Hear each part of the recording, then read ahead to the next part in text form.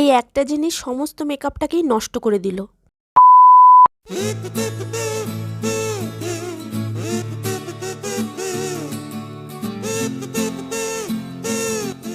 Hello friends, welcome to my channel. সামনেই সরস্বতী পুজো, আর শাড়ি পরে একটা মেকআপ লুক প্রায় সবাই ক্রিয়েট করতে চাও, কিন্তু কি লুক ক্রিয়েট করবে সেটা বুঝতে পারছো না। মেকআপ লুকটা তো থাম্বনেলে দেখেই নিয়েছো, তো চলো মেকআপ টিউটোরিয়ালটাও দেখে নাও।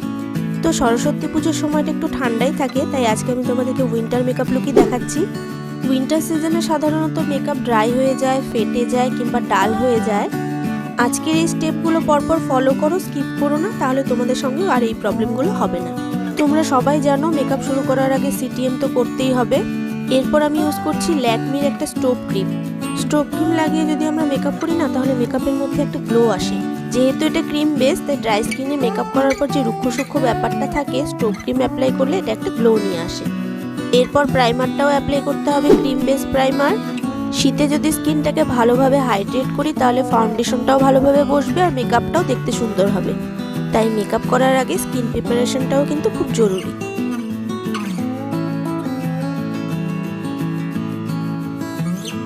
তো প্রাইমার অ্যাপ্লিকেশন কমপ্লিট, এখন করব কালার কারেক্টিং।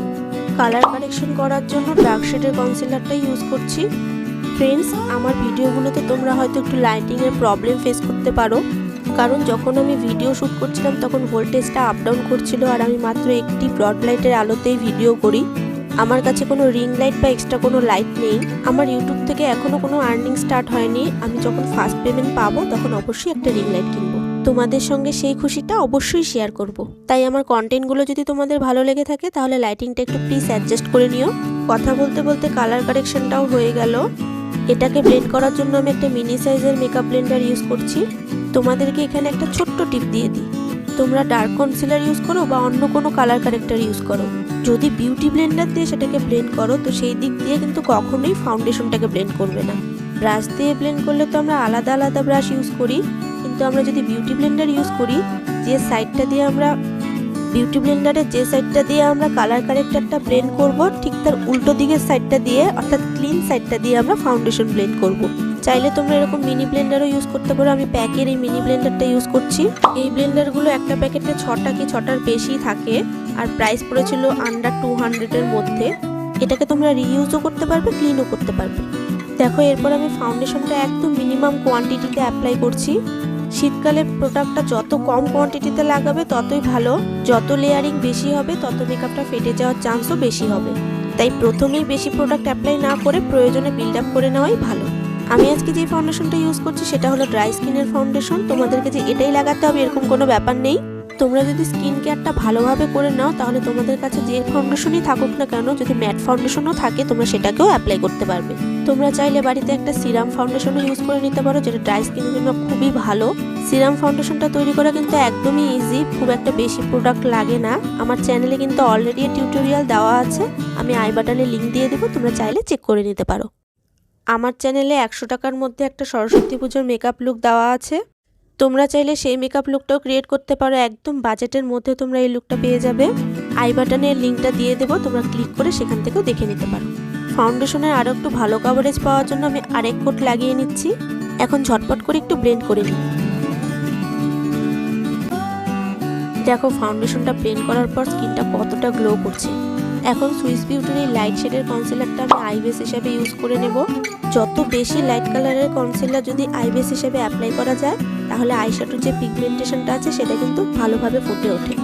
এই লাইট কালারের কনসিলারটাকে আমি পারচেসই করেছি শুধুমাত্র আই বেস হিসেবে অ্যাপ্লাই করার জন্য। এছাড়া এটা আমার কোনো কাজে লাগে না। এটা দিয়ে অবশ্য ডার্ক শেডের একটা কনসিলারের সঙ্গে মিক্স করে একটা শেড তৈরি করা যায়, তবে আমার দরকার পড়ে না। এটা দেখো কতটা হোয়াইট। এখানে আমি আরও একটি ছোট্ট টিপস তোমাদের সঙ্গে শেয়ার করি।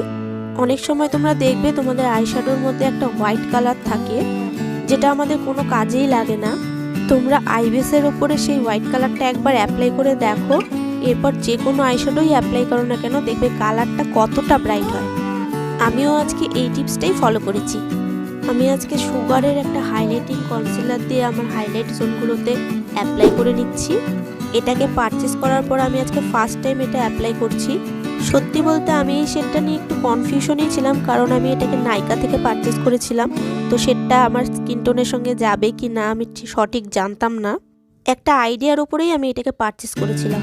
এর শেড হলো 40 ব্রেভ, আর আন্ডারটোনটাও একদম ঠিকঠাকই আছে এর সিলেকশনটা, আর শেডটাও পারফেক্ট। আমি মেকআপ প্রোডাক্টগুলো অ্যারেঞ্জ করার সময় আইব্রো প্রোডাক্টটাই নিতে ভুলে গেছি, সেজন্য আইশ্যাডো প্যালেট থেকে একটা ডার্ক ব্রাউন কালার নিয়ে আমি আইব্রোটা ফিল করে নিচ্ছি। আমি যেই শেডটা পিক করেছি সেই শেডটা একদম আমার আইব্রো কালারের সঙ্গে ম্যাচ করে গেছে। খুব সুন্দর করে আমি এখন আমার আইব্রোটাকে ড্র করে নেব, কারণ আইব্রোটা ভালো করে ড্র করলে তবেই মুখের শেপটা ভালো আসে।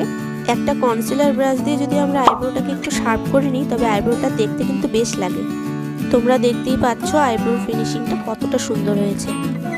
এত কিছু অ্যাপ্লিকেশন করতে করতে আমার আন্ডার আইতে ক্রিজ হয়ে গেছে, আইলিডের ওপরেও একটু ক্রিজ পড়ে গেছে। তো আমি একটু ব্লেন্ডার দিয়ে ব্লেন্ড করে এটাকে ঠিক করে নিচ্ছি।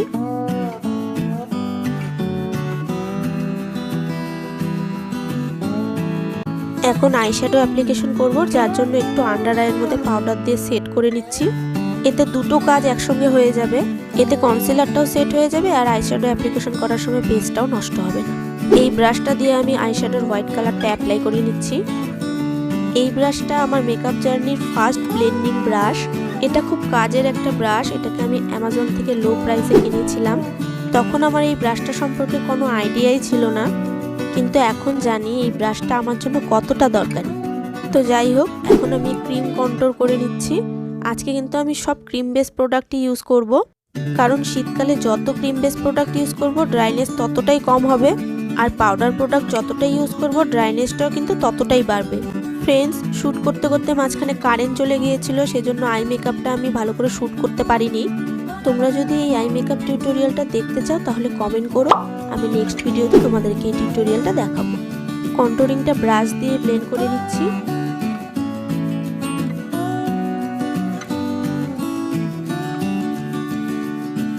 ইনসাইডের একটা ক্রিম ব্লাশ আমি আঙুল দিয়ে অ্যাপ্লাই করে নেব। এরপর একটা ব্লাশ ব্রাশ দিয়ে আমি এটাকে ব্লেন্ড করে নেব। তোমরা চাইলে বিউটি ব্লেন্ডারও ইউজ করতে পারো। এক্সট্রা পাউডারটা একটু ডাস্ট অফ করে নিচ্ছি। চোখটাকে একটু বড় দেখানোর জন্য আমি একটা নিউড কাজল ব্যবহার করছি। এটা মার্সের একটা নিউড কাজল। এর পিগমেন্টেশনটা কিন্তু আমার কাছে বেশ ভালো লাগে, আর এটা কিন্তু খুব সহজেই আমার লোয়ার ল্যাশে গ্লাইড হয়ে যায়। এমন অনেক ওয়াটারপ্রুফ কাজল আছে খুব ভালো ভালো ব্র্যান্ডে, যেটা আমার চোখে ভালো করে বসতেই চায় না, কারণ আমার আইটা প্রচণ্ড সেন্সিটিভ। কাজল বা আইশ্যাডো অ্যাপ্লাই করলে চোখ দিয়ে জল পড়ে, কিন্তু এই কাজলটা খুব তাড়াতাড়ি অ্যাপ্লাই হয়ে যায়। তো আমার মেকআপটা মোটামুটি কমপ্লিট। আমি একটা ফিক্সার দিয়ে এটাকে ফিক্সড করে নিচ্ছি। এতক্ষণ পর্যন্ত আমার মেকআপটা ঠিকঠাকই ছিল, কিন্তু একটা ভুলের কারণে আমার সব কিছু গন্ডগোল হয়ে গেছে। ভুল ঠিক না, কিন্তু আমি জানতাম না যে ব্যাপারটা এরকমও হতে পারে। ব্যাপারটা হচ্ছে, আমি একটা সুগারের হাইলাইটিং সেটিং মিস্ট কিনেছিলাম। মিস্টের ভেতরে গোল্ডেন কালারের কিছু গ্লিটারি পার্টিকেল ছিল। তো কেনার সময় আমি ব্যাপারটা ভালো করে বুঝতে পারিনি। সাধারণ মিস্ট হিসেবেই আমি এটাকে কিনেছিলাম। পারচেস করার পর আমি হাতের মধ্যে এটাকে একটু স্প্রে করেছিলাম, তখনই দেখেছিলাম যে এটার মধ্যে গ্লিটারি পার্টিকেল রয়েছে। তো এই গ্লিটারি পার্টিকেল যুক্ত মিস্টগুলো না, যখন ড্রাই স্কিন থাকে তখন ড্রাই স্কিনে মেকআপ কমপ্লিট হওয়ার পর স্প্রে করলে মুখটা একটা আলাদাই গ্লো করে। ভালোভাবে ডিস্টেন্স মেনটেন করে আমি যেভাবে স্প্রে করে আর কি, সেভাবেই আমি এটাকে স্প্রে করেছিলাম। তো সেটা ভেবেই আমি এটাকে স্প্রে করেছিলাম, কিন্তু একেই তো এটা স্প্রেটা একদমই খারাপ। মোটা মোটাভাবে স্প্রেগুলো পড়ছিল, একদমই মিহি স্প্রে না। আর ঠিক সেই কারণেই আমার সমস্ত মেকআপগুলো ছোপ ছোপ হয়ে যাচ্ছিল। আমি এই ক্লিপটাও নিয়ে রেখেছি, তোমরা দেখতেই পারবে মুখটার কি অবস্থা হয়ে গেছিল। তো আমি ঘাবড়ে না গিয়ে এটাকে ড্রাই হওয়ার জন্য একটু ওয়েট করে নিলাম। তারপর আমি অনেক কষ্টে এই মেকআপটাকে সেট করি। পরে অবশ্য বেসটা ঠিক হয়ে গেছিল। তো এটাই ফার্স্ট অ্যাপ্লিকেশন ছিল, আর এটাই লাস্ট অ্যাপ্লিকেশন। মেকআপের পরে আমি আর কোনোদিনও এটাকে ইউজ করব না। তো মেকআপ কমপ্লিট, চলো ফাইনাল লুকটা দেখে নিই। ফ্রেন্ডস, এই হলো আমার ফাইনাল লুক। তোমাদেরও যদি আমার মতন এরকম ডাস্কি ব্রাউন স্কিন হয়ে থাকে তাহলে তোমরাও আমার মতন এরকম একটা সুন্দর লুক ক্রিয়েট করে নিতে পারবে। তো এই মেকআপ লুকটা তোমাদের কাছে কেমন লাগলো, তোমাদের রিভিউটাও আমার জানা প্রয়োজন। তোমরা চাইলে তোমাদের চুলটাকে খোলাও রাখতে পারো, অথবা একটা বান হেয়ার স্টাইল করলে বান হেয়ার স্টাইলও করে নিতে পারো। দুটোতেই কিন্তু এই লুকটা বেশ ভালো লাগবে। আর শুধু ব্রাউন স্কিন বলে না, সব ধরনের স্কিন টোনেই কিন্তু এই মেকআপটা ভালো লাগবে। শুধু তোমাদের প্রপার শেড অনুযায়ী প্রোডাক্টগুলোকে অ্যাপ্লাই করতে হবে। ভালো লাগলে চ্যানেলটিকে সাবস্ক্রাইব করে দিও। ইনস্টাগ্রাম এবং ফেসবুক আইডিটাও দিয়ে দিচ্ছি, প্লিজ সেখানেও একটু সাপোর্ট করো। টাটা।